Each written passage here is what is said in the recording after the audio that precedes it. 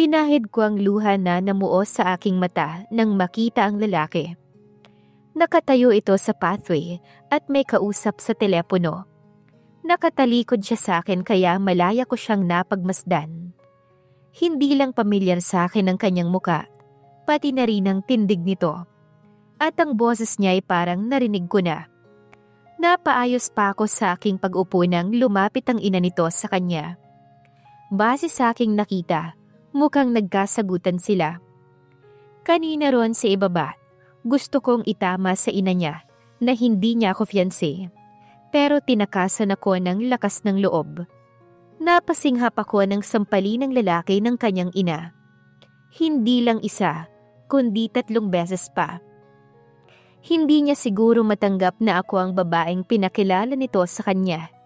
Kahit ako, magagalit ako at makakaramdam ng pagkadismaya kung nag-uumapaw ang yaman nila at sa isang kagaya ko lang siya babagsak. Hindi ko alam ang susunod na nangyari nang silipin ko ang pinto nang may kumatok. Pagharap ko, wala nang mag-ina doon. Hindi ako umalis sa aking kinaupuan. Hinayaan ko lang kung sino yung kumakatok. Hindi ko alam pero kinakabahan ako. Baka kasi mama niya yon at baka saktan niya ako o kaya pagsalitaan ng masama kung pagbuksan ko siya. Hindi ko alam kung kanino itong kwarto na to. Wala naman kasi kahit isang litrato na nakadisplay. Wala ring mga gamit. Sumandal ako patagilid sa salamin. Nakatanaw sa papalubog na araw na sa likod ng malawak na karagatan. Kagaya ng araw, unti-unti ring nawala ang kaninang liwanag sa buhay ko. Nag-umpisa na itong dumilim habang papalapit ang gabi. Ito ang unang gabi na hindi ko katabi ang anak ko. Unang gabi na hindi namin yakap ang isa't isa. Nag-aagaw na ang liwanag at dilim sa kalangitan. Nandito pa rin ako at nananatiling nakaupo. Hindi alam kung ano ang susunod na hakbang na gagawin. Hindi pa rin ako binalikan ng lalaki dito. Nagugutom at nauuhaw na ako. Nangangalay na rin ang balakang ko sa pag-upo. Hindi ko alam kung ano ang balak niya sa akin. Basta niya lang ako hinila papunta dito at iniwan. Mabuti na lang at nakakarpet ang buong sahig. Pasalamat din at makapalang kurtina. May panangga ako sa lamig ng AC na bumabalot dito sa loob. Kumukulo na ang tiyan ko. Hindi ko alam kung anong oras na. Para akong preso dito na nakatanaw sa kumukuti-kutitap na mga ilaw sa kabahayan. Hanggang kailan ba ako dito? Pasaway na lalaki yun, hindi na ako binalikan. Hindi ko na kaya. Pipikit na sana ako nang marinig ko ang pagklik ng pinto. Kaagad akong bumangon at lumabas sa likod ng kurtina. Sumalubong sa akin ang hindi maipinta na mukha ng lalaki. Pati ang pamumula ng kanyang kanang pisngi, kung saan siya sinampal ng mama niya kanina. Lalapitan ko siya at itanong kung ayos lang siya. Nang ma-realize ko na wala pala akong karapatan. Sabi ng maid, wala ka raw dito. Aniya, ha? Gusto kong sakta ng sarili ko dahil nalito na naman ako. Pinilig ko ang aking ulo. Ano? Narito lang naman ako ah. Wala namang maid na pumasok. Ngayon ko lang napagtanto na bit-bit niya pala ang bag ko. Maliit lang yon pero medyo mabigat. Dali-dali akong lumapit sa kanya at kinuha ang bag ko na hawak niya. Saan ako pupunta? Anong gagawin ko? Nauutal na tanong ko habang yakap ang bag ko. Napanguso ako nang tinalikuran niya ako.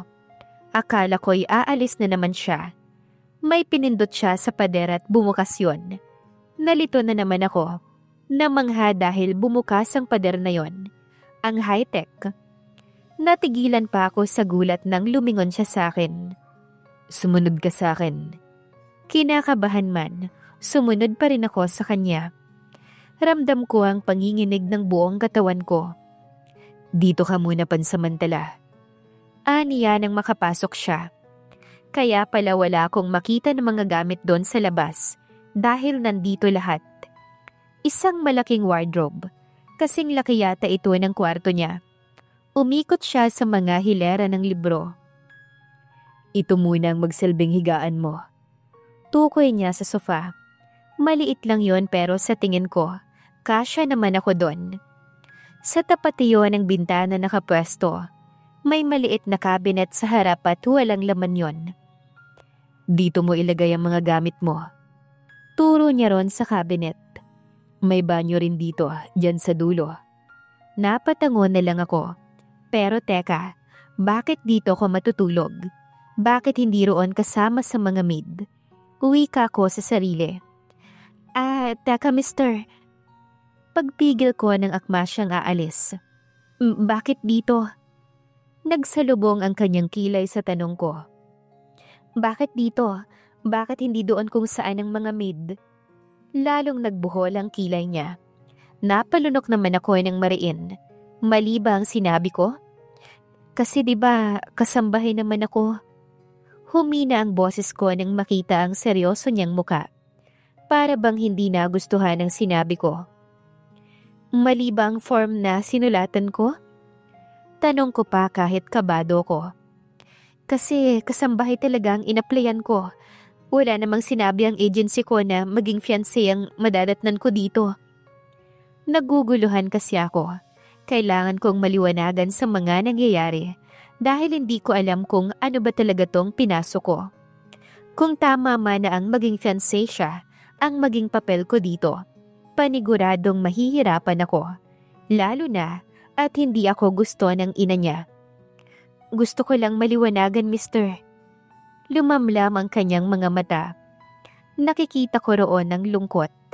Mahina siyang napabuntong hininga. He smiled apologetically. I am sorry kung nabigla kita sa mga pangyayari. Maliit na ngumiti ako sa kanya pabalik. Ayos lang kung hindi mo pa kayang sabihin sa akin kung ano ang rason mo. Kung bakit ganun ang pakilala mo sa akin sa nanay mo. Pero sana maitama mo yon sa kanya. Kailangan ko ng trabaho kaya sa puntong to, tutulungan muna kita.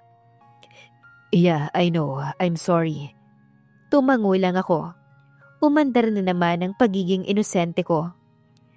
Ipapahatid ko lang dito ang pagkain mo. May pupuntahan ako ngayon kaya hindi kita masamahan. Sige, salamat. By the way, I'm Diego. Naglahad siya ng kamay at tinanggap ko yon. Audrey. Nang makaalis na siya, nangihina ang tuhod ko na napaupo ako sa sofa. Napahawak ako sa aking puso nang maramdaman ng pamilyar na pagtibok niyon. Napasandal ako sa sofa. Pinapakalma ang sarili at ang puso ko na kay lakas ng tibok. Hindi dapat ako makaramdam ng ganito. Alam ko kung anong ibig sabihin nitong biglaang pagbilis ng tibok ng puso ko. Ano ba tong pinasok ko? Hindi ba ako mapapahamak dito? Sana nasabi kaagad ni Diego sa kanyang ina ang totoo. Nang sa ganun, wala nang gulo na mangyari. Nagugutom na rin ako ng sandaling yon. Ilang minuto ang lumipas nang makarinig ako ng katok. Tumayo ako at tinungo ang pinto kung saan kami pumasok kanina. Ngunit nanlumo ako nang hindi ko alam kung paano ito buksan. Wala man lang doorknob. Tinignan ko kung may button kagaya ng pinindot ni Diego sa labas pero wala. Naiiyak na napasandal ako sa pader. Gutom na ako. Paano ko makakakain ito kung hindi ko naman alam kung paano buksan ang pinto na walang doorknob? Kinatok ko na lang yon. Pero sumakit na ang kamay ko sa pagkatok pero walang nagbukas ng pinto. Siguro'y umalis kaagad ang naghatid ng pagkain ko. Nangihina na bumalik ako sa couch at humiga. Ang saklap naman ng unang araw ko, parusa kaagad. Dinaan ko na lang sa tulog ang gutom ko. Hindi ko alam kung ilang oras akong nakaidlip. Naalimpungatan ako nang makarinig ng kaluskos. Mabilis na inayos ko ang sarili upang tignan sana kung sino yon. Ngunit hindi pa ako nakatayo. Nabungaran ko na kaagad ang nakakunot na noo ni Diego. May bitbit ito na tray na naglalaman ng pagkain. Saglit akong natulala. Pakiramdam ko na naginip ako. Doon lang ako natinag nang ilapag niya ang tray sa ibabaw ng cabinet. Sinundan ko siya ng tingin ng umalis din kaagad. Pagbalik niya, bit-bit na nito ang ditiklop na lamesa. Inilapag niya yon sa harapan ko. Nilapit niya rin ang tray ng pagkain. Bakit hindi mo kinuha ang pagkain mo ron sa labas? Hindi ka ba sinabihan ng maid? Casual nitong tanong. Hindi ko kasi alam kung paano buksan ang pinto. Nahihiyang pag-amin ko sa kanya nang hindi makatingin. Ituturo ko na lang sa'yo bukas. Kumain ka na. 10:00 na ng gabi. Salamat. Gusto ko nang kainin ang pagkain na nasa harap ko. Pero umiira lang hiya sa isip ko dahil nakatingin sa akin si Diego. Hindi ko magawang damputin ng kutsara. Napansin niya yata na naiilang ako sa presensya niya. Tumikhim ang binata. Bukas na lang tayo mag-usap. Doon lang ako nag-angat ng tingin at maliit na ngumiti. Sige, salamat sa pagkain. Tumango lang siya at naglakad palabas. Mabilis pa sa 4:00 na kinain ko ang pagkain. At sa kalagitnaan ng pagkain ko, biglang lumandas ang mga luha sa mata ko. Hanggang sa ang mga luha na yon ay may kasama ng hikbi. Ngayong gabi, masarap ang pagkain ko. Iba't ibang klase ng pagkain na ngayon ko lang natikman. Busog na busog ako. Ang ano ko kaya't si inay, ano kaya ang ulam nila ngayon? Nakatulog ba sila na busog? Kahit anong pahid ko sa mga luha ko ay ayaw pa ring tumigil. Hanggang sa pagtulog ko, iniisip ko pa rin ang kalagayan ni inay at ng anak ko. Mugto ang mga mata ko nang gumising ako kinabukasan. Walang orasan kaya hindi ko alam kung anong oras na. Nakapagtataka dahil wala na rito ang pinagkainan ko. Nakatiklop na rin ang mesa. Pumasok ba dito si Diego? Kung ganon, bakit hindi niya ako ginising?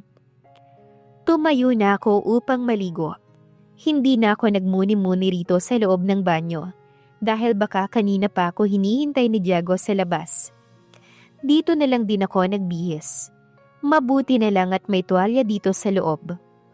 Paglabas ko, siya ring pagsulpot ni Diego. Muntik pa akong madulas sa gulat. Nakaayos na siya at mukhang tapos na ring maligo dahil medyo basa pa ang buhok niya.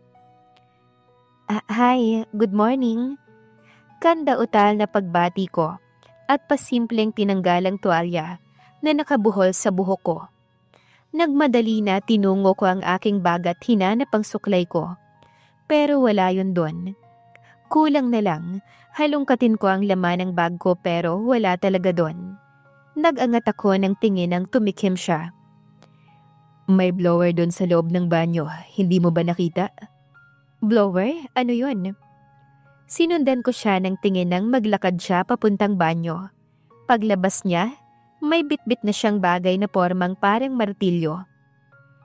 Inabot niya yun sa akin ngunit hanggang tingin lang ako dahil hindi ko alam kung para saan to at kung ano ang gagawin ko dito. Napansin niya yata na hindi ko alam kung paano gamitin yon, kaya binawi niya rin kaagad ang kamay na nakalahad sa akin. Biglang natigilan ang kamay ko nang hawakan niya ako sa balikat at maingat na pinatalikod sa kanya. Para akong robot. Nang mag-angat ako ng tingin, nagsalubong ang mga mata namin sa harap ng salamin. Ganito siya gamitin. Casual na wika ni Diego at pinaandar yung hawak niya. Para madaling matuyo ang buhok mo at hindi mo na kailangang magsuklay. Saad niya pa habang pinapahanginan ng buhok ko. Nakaramdam ako ng pagkailang at hiya. Ako nang magpatuloy. Sorry, hindi ko kasi alam na may ganito pala. Mahinang sambit ko. Inabot niya sa akin yon. Nakamasid lang siya sa isang tabi. Kung tama ba tong ginagawa ko? Hindi naman niya ako pinupuna kaya tama siguro itong ginagawa ko. Yung mga toiletries mo, ilagay mo dun sa banyo nang hindi ka na mahirapan sa pagkuha pa rito. May mga gamit na naman dun. Magsabi ka lang kung may kailangan ka pa. Inilapag ko ang blower sa ibabaw ng cabinet pagkatapos kong gamitin. Pindutin mo yung power button. Wika nito at sinunod ko naman at saka tinanggal ang plug. Since ito na ang magsisilbing silid mo, Malaya kang gawin kung ano ang gusto mong gawin dito. Kasya na ba ang mga damit mo dito sa cabinet? Oo, sakto na. Konti lang naman ang gamit ko. Okay, tara na sa ibaba. Baka naghihintay na ron si mama. Sabay tayong tatlong mag-almusal. Bigla akong kinabahan. Hindi ko kasi alam kung paano haharapin ang ginang pagkatapos sa mga nangyari kahapon. Hindi ko rin alam kung anong gagawin kong pagpapanggap bilang fiancé ni Diego. Wala naman siyang binanggit na kung ano at hindi dapat na gagawin ko. Napahinto ako sa paghakbang nang tumigil siya sa tapat ng pintuan. May tinuro siya na hugis bilog na kakulay ng pader. Ito ang pindutin mo kapag lalabas ka. Iyan lang, wala nang iba? Tanong ko. Oo, ito lang.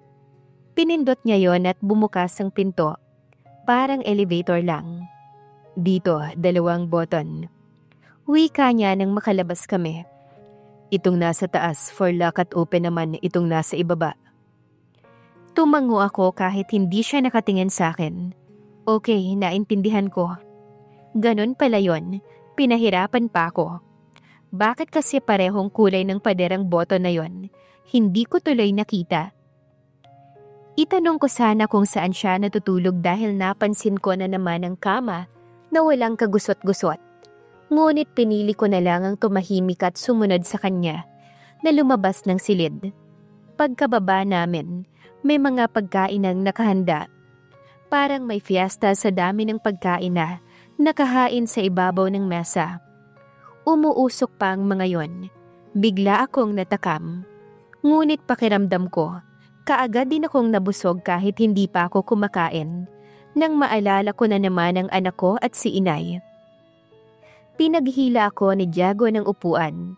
Nahihiya na binigyan ko siya ng kimingiti at umupo roon. Pinaghila niya ang sarili ng upuan at umupo sa aking tabi. Wala kaming imikang dalawa. Hindi ko rin alam ang sasabihin ko ng sandaling yon. Ano kaya ang magiging reaksyon ni Audrey pag naalala niya na ang lalaking boss niya at ang ama ng kanyang anak? At ano ang plano ni Diego at sinabi niya sa mama niya na fiancé niya si Audrey? Abangan sa susunod na kabanata. Maraming salamat po.